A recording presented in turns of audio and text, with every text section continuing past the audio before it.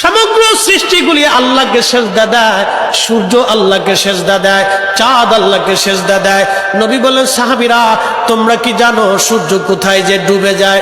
সাহাবীরা বলেন, আল্লাহ রাসূলু আলাম, আল্লাহ জানে এবং নবী ভালো জানে।